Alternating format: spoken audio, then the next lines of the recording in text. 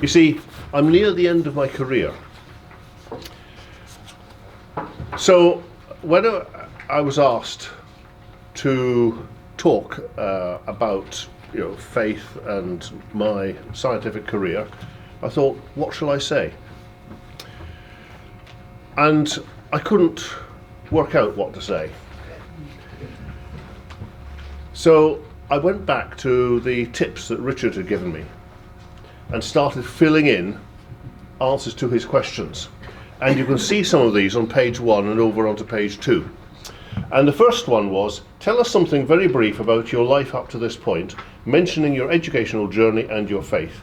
Well, I came to Christ at probably age 12 through Crusaders, so a boys' Bible class, sort of evangelical, Bible-believing, missionary-based, and that was my spiritual home. During my teenage years, I had an interest in electronics and in nature, especially bird watching, but I used to love just going out on the hills and so on. I went to university in Southampton at 1966 to study electronic science, and I did a PhD in computer-aided design, which I'll be telling you a little bit about later. And then for some reason, I was determined to get out into the real world, not realizing that my PhD supervisor had a research postdoctoral fellowship lined up for me. He told me that a long time afterwards. when I was floundering outside academic life, wanted to get back in.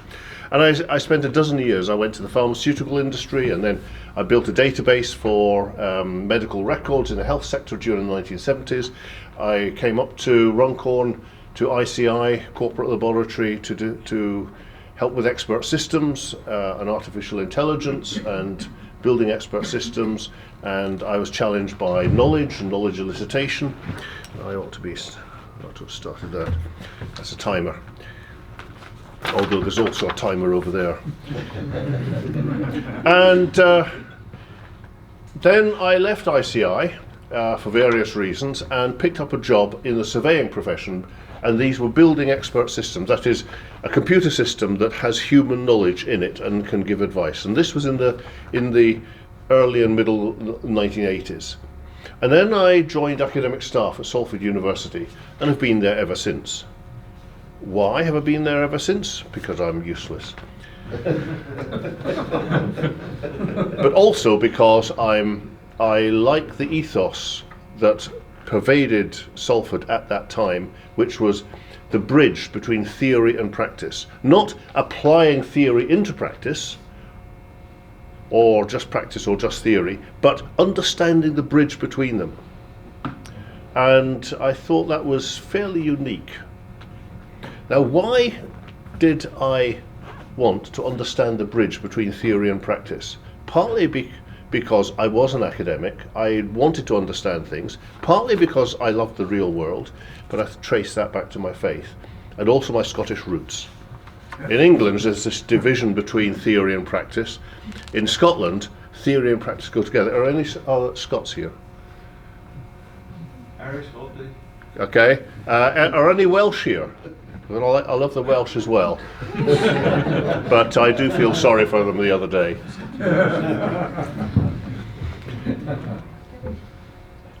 Okay, in the mid-1990s, I joined academic staff in 1987. In the mid-1990s, I discovered a Dutch philosopher by the name of Herman Dooyeweerd, and just afterwards I discovered Wysox, now called, Thinking Faith? Yeah. And I've been involved ever since. And the people over this side, like Mark and David and Richard and so on, have helped me enormously develop my interest in this Dutch philosopher. So that's briefly my background and my history. There's a lot more. I've also got a spiritual journey. So Richard's second point was, tell us about a scientific contribution you've made or hope to make, e.g. something you've discovered or invented. Make sure a non-scientific audience can understand it and why it matters. I thought, well, what contributions have I made? And I started listing some. And you can see the list there, and it goes over the page. Now, not all these are published, but these are new ideas. I'm more an inventor than a discoverer, although discovery also involves some invention, especially of conceptual frameworks. And you'll see that there's 7 or 8 before I met Doyeweerd, and then a whole host of things since I met Doyeweerd. And I think that when I saw that, I thought, that's significant. There's something to say there. I'll skip the next bit, tell us what you want to do next and why, and leave that to the end. But I want to first reflect on why there are so many more after Doyeweerd than before. And I'll give you 2 examples of my contributions. My earliest one during my PhD, or one of them, and my latest one.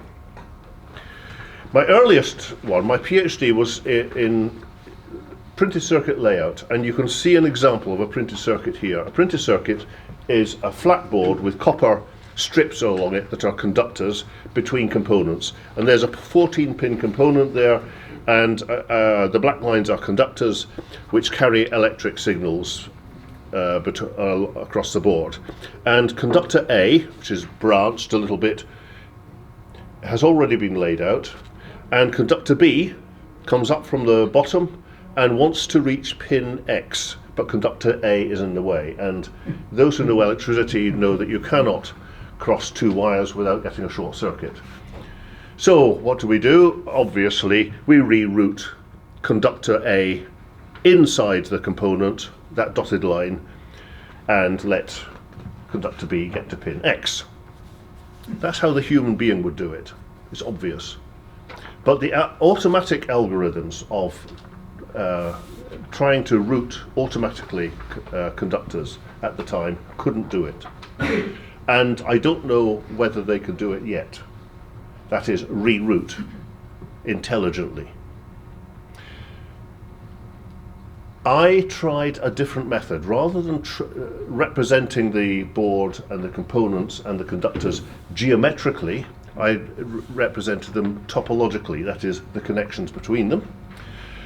And it was a bit of a reverse topology, and I found that it was very easy to reason about which conductors should be rerouted in order to let another one through.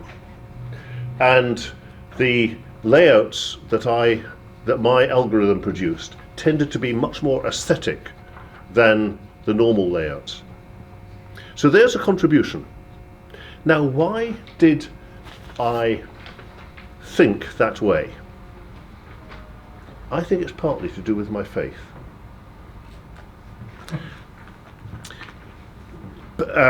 I've said on the piece of paper, see later. But I'll tell you about that now. What I wanted to do was to match what the human being did and respect human expertise, respect how the human being would solve this problem, and try to capture something of that. And I think that partly comes from the biblical respect for human beings made in the image of God. Now, I didn't reason it out like that at the time. I think there was something that was just grown into me from my faith. Also, I just intuitively felt that somehow topology was better than geometry at solving this problem. And I trusted my intuition.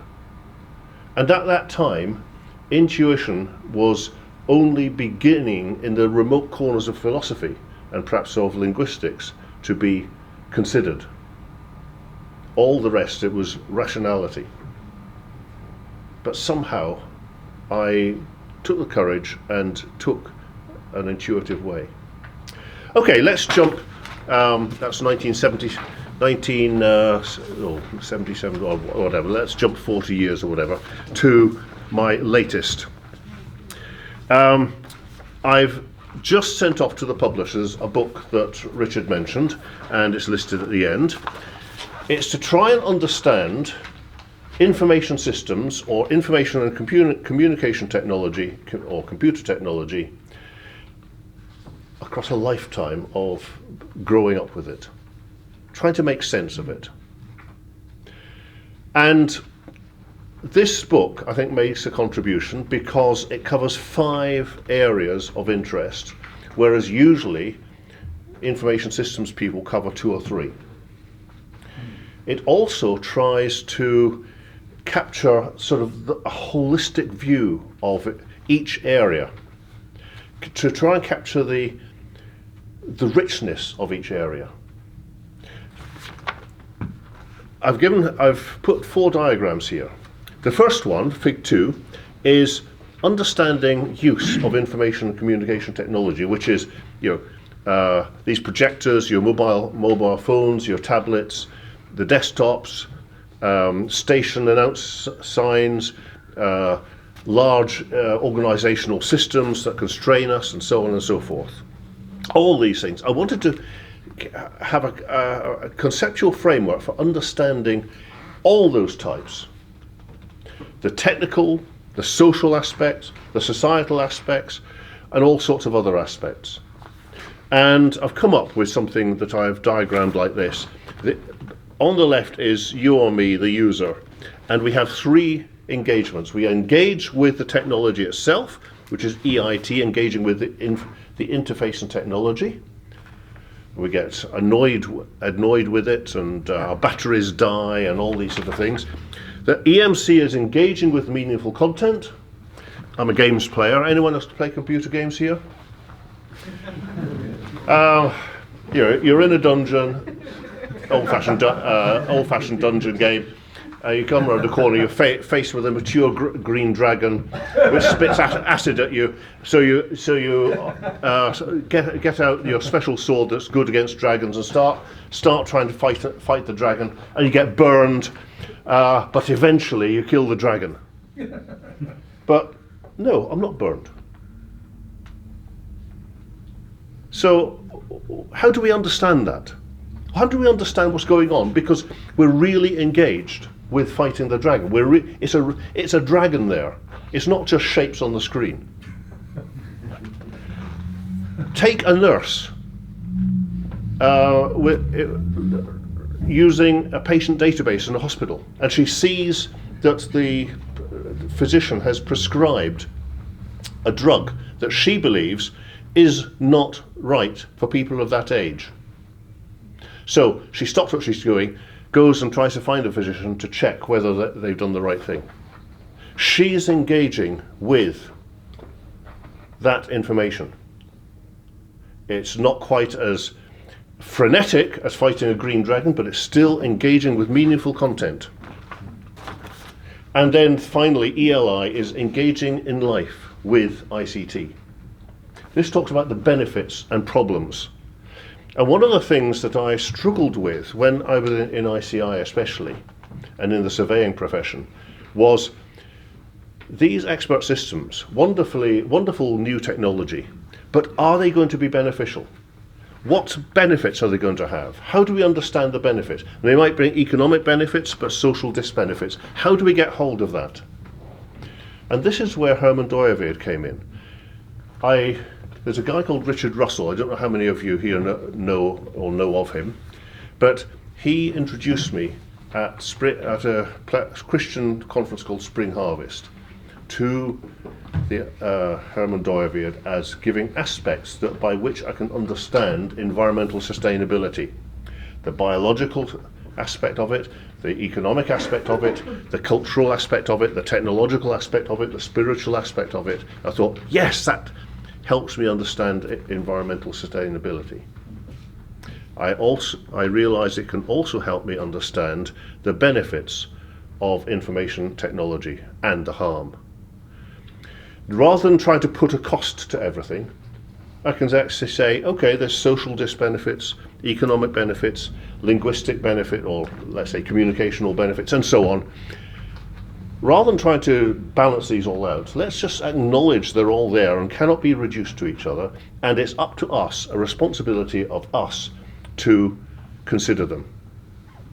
Now that's the sort of approach that I developed, partly intuitively, but also Dooyeweerd's philosophy gave me shape, or helped me to give shape to it, and have come up with this structure here.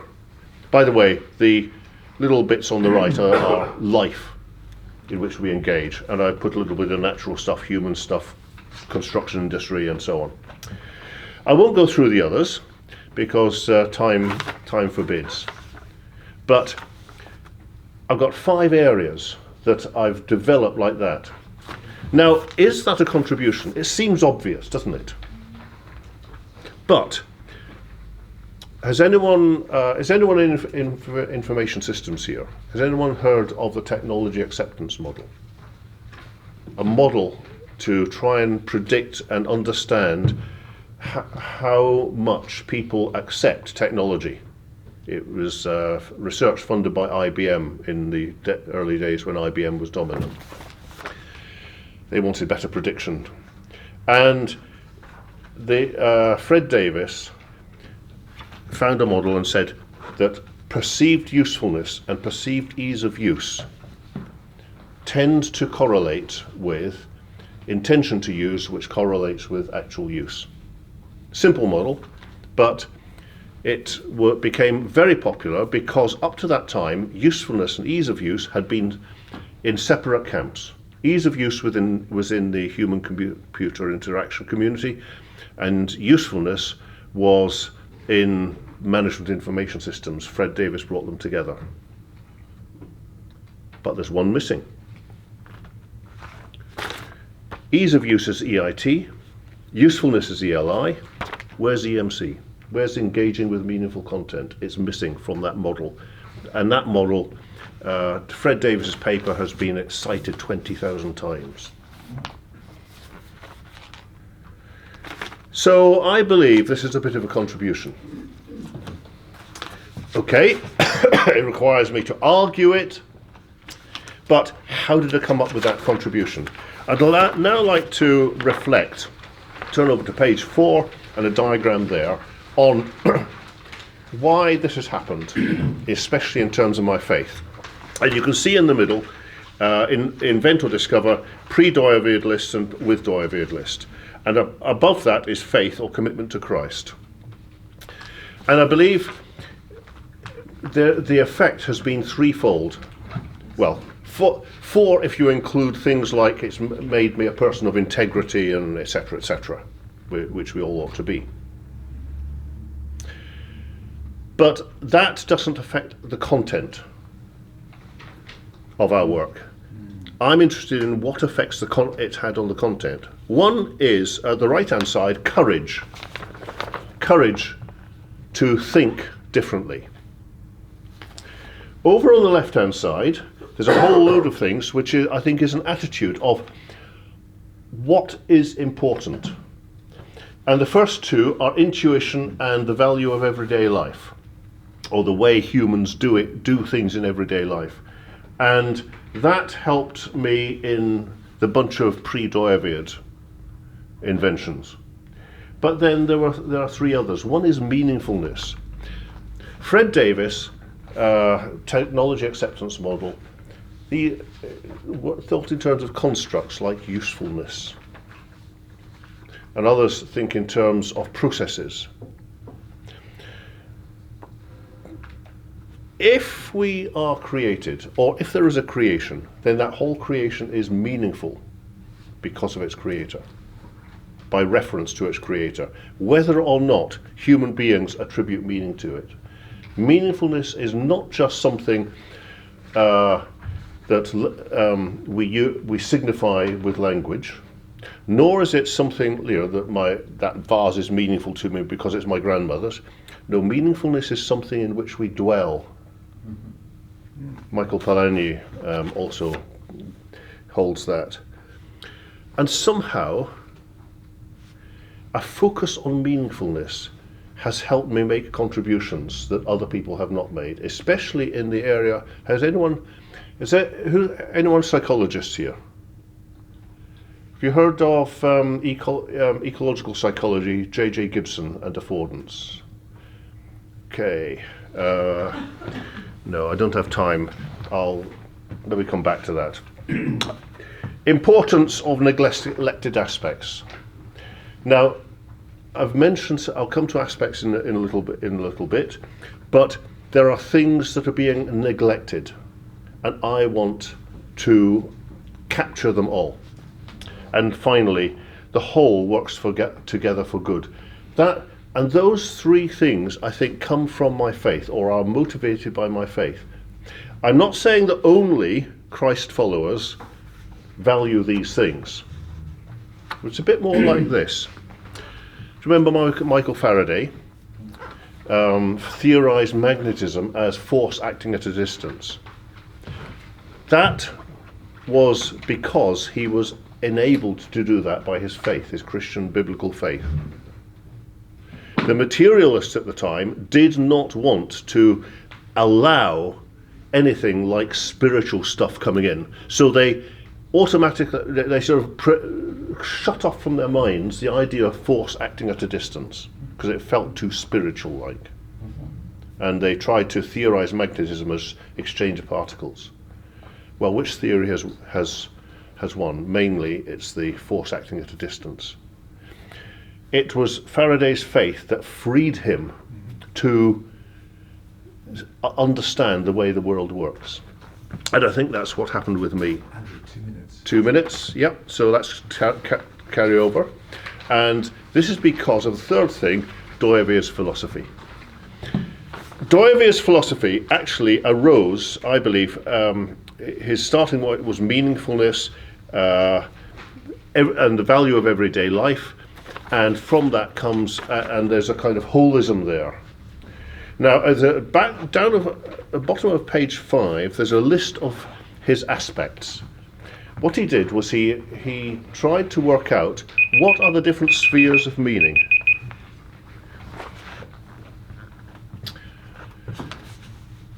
And my question to, was it Tom? Yeah? About the dimensions was governed by this. I was asking, what about religious faith? Look at the bottom, pistic aspect, which is to do with religious faith. There's juridical aspect, which is corruption, economic aspect, physical aspect, quantitative aspect. Doyevere's aspects has helped me in analysing and in also detecting when there are things missing in theories. That's just one use of Doyevere's philosophy. There are probably a dozen of them. So, my conclusion is, my faith has affected the contributions I've made, and has generated contributions not by giving me doctrines to insert into my theories, which I think some Christians try to do, but rather given me a way, an attitude of seeing the world so that I'm free to think new thoughts. And it also gives me courage to think new thoughts. And Doyevere's philosophy gives me a structure, a conceptual structure by which to work out those thoughts. So, go back to page 2.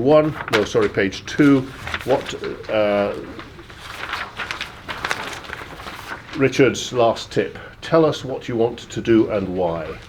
When I was given my chair, I asked the university what they wanted me to do, and the Vice-Chancellor said, explore this Dutch philosopher, Doyevere, in relation to information systems.